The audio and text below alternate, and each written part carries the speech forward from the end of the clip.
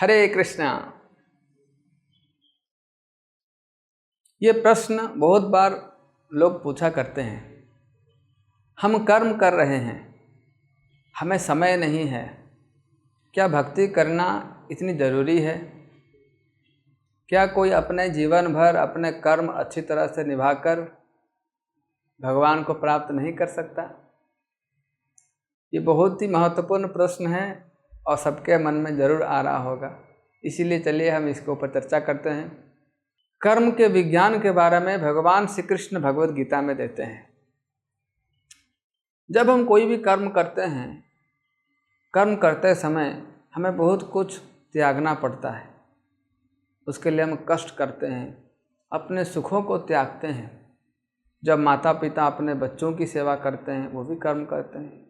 कोई कर्मचारी अपने ऑफिस में काम करता है, वो भी कर्म है। कोई विद्यार्थी पढ़ाई करता है, वो भी कर्म है। तो जब हम कर्म करते हैं, अपने शरीर को, अपने इंद्रियों को उस कर्म के लिए हम लगाते हैं और कष्ट उठाते हैं। गौर करने वाली बात यह है, आप देखेंगे हम कर्म करते करते थक जाते हैं और थकने के बाद हम विश्राम चाहते हैं। और विश्राम के समय हम जो काम करते हैं वो बहुत ही महत्वपूर्ण बात है। जब हम विश्राम करते हैं तो हम कर्म से थोड़ी सी छुट्टी लेकर हम भोग में लग जाते हैं। ऐसा कोई व्यक्ति नहीं है जो केवल कर्म ही करता रहता है और जो संसार में भोग नहीं करता, और वास्तव में वही हमारा बंधन का कारण बन जाता है। जब हम कर्म करते हैं और उसके बाद हम कर्म के फल को भोग करने का प्रयास करते हैं और सोचते हैं ये हमारे थोड़ा सा विश्राम है, वही हम गलती कर बैठते हैं और वहीं भगवान की बहिरंगा माया शक्ति हमें जकड़ लेती है और अच्छे बुरे कर्म के हिसाब से हमें फल देना प्रारंभ कर देती है। और जब दुख आते हैं हम विचलित हो जाते हैं, हम विद्रोह करते हैं। जब अच्छे फल आते हैं तो हम खुशी से पागल हो जाते हैं। और इस तरह उतार चढ़ाव हमारे जीवन में आते रहते हैं। इसलिए भगवान श्री कृष्ण हमें एक ऐसे उपाय बता रहे हैं जिसके द्वारा हम वास्तव में कर्म करके भगवान को प्राप्त कर सकते हैं। लेकिन वो कैसा कर्म है उसको हमें समझना है। वो साधारण कर्म नहीं है, उसे भगवान कर्म योग कहते हैं। और कर्म योग वास्तव में भक्ति ही होता है। तो कर्म योग का अर्थ क्या है? एक भक्त भी कर्म करता है, लेकिन भक्त जब कर्म करता है वो सोचता है कि मैं जो कर्म कर रहा हूँ ये मेरे प्रभु के लिए समर्पित है और जो फल मिलने वाला है वो मैं भोग नहीं करूँगा। एक छोटा सा उदाहरण से आपको समझ में आ जाएगी।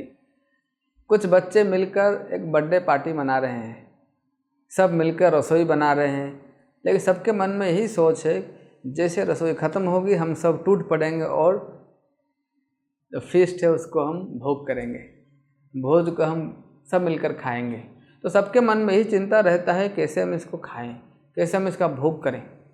लेकिन वही बच्चे जब भक्त बन जाते हैं, भगवान के उत्सव मनाते हैं, जब वो रसोई में भगवान के लिए अलग अलग व्यंजन प्रस्तुत करते हैं, तो उनमें से किसी के मन में ये भाव नहीं रहता कि मुझे इसको खाना है।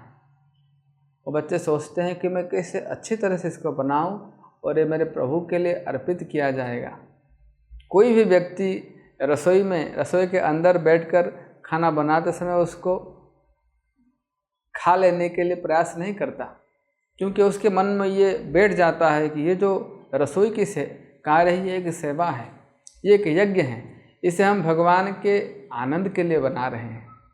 जैसे एक माँ बनाती है अपने बच्चों के लिए, माँ कभी रसोई करते करते खाना नहीं खाती है,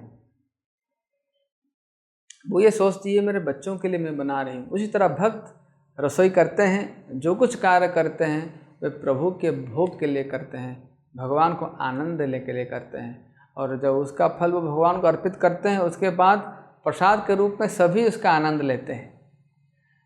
और यहाँ पर सबसे आनंद की बात यह है कि वही वस्तु को जब हम प्रभु को बिना भोग लगाए खाते हैं, हम बंध जाते हैं कर्म के फल के द्वारा, उसका सुख का भोग भी नहीं कर सकते सही से। मगर वही जब भगवान को अर्पित हो जाता है और हम प्रसाद के रूप से उसका भोग करते हैं, तब उसका रस का आस्वादन भी करते हैं हम अपने हृदय के कलमश से मुक्त भी हो जाते हैं और हम कर्म के बंधन में बंधते भी नहीं, और अंत में यही सेवा के माध्यम से हम भगवान को प्राप्त हो जाते हैं। इसीलिए कर्म करते रहने से हमें भगवान प्राप्त जरूर होंगे, लेकिन वो कर्म योग की सिद्धांत को समझ कर करें और कर्म के फल को प्रभु को अर्पित करके करें और इस तरह भगवान के भक्त बने। बहुत बहुत धन्यवाद। हरे कृष्णा। ऐसे ही और भक्तिमय कार्यक्रमों के लिए देखिए हरे कृष्णा टेलीविजन, और इसे प्राप्त करने के लिए आप अपने केबल अथवा DTH ऑपरेटर से संपर्क करें तथा और अधिक जानकारी के लिए आज ही डायल करें 7666 839 839।